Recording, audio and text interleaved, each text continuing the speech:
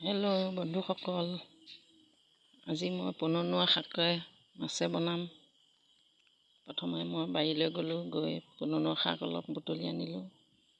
আনি সেইখিনি ধুনীয়াকৈ ধুই বাছি কাটি ল'লোঁ।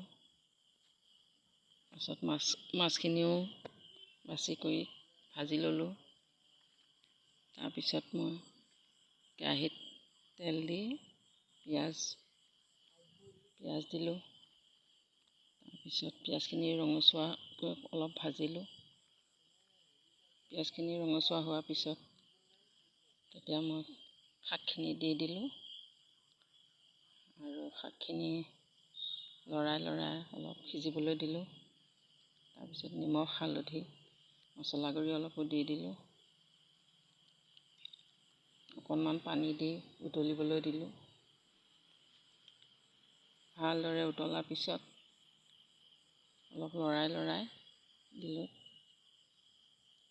উতলাৰ পিছত তেতিয়া অলপ ল' ফ্লেমত অলপ সিজাব লাগে। ল' ফ্লেমত দিলোঁ মই। অলপ টাইম উতলাৰ পিছত মাছখিনি দি দিলোঁ তাতে। পিছত মাছখিনি যেতিয়া সিজিছে, মাছখিনি সিজাৰ পিছত ভালদৰে উতলিবলৈ দিলোঁ। উতলাৰ পিছত গেছটো অফ কৰি নমাই দিলোঁ। এয়া মোৰ পননুৱা শাক মাছৰ আঞ্জাখন হৈ গ'ল। ৰাইজ, আপোনালোকেও এনেকৈ বনাই খাব। মোৰ চেনেলটো ছাবস্ক্ৰাইব কৰিব। ভিডিঅ'টো চাব সকলোৱে। লাইক কমেণ্ট মাৰিব চাই।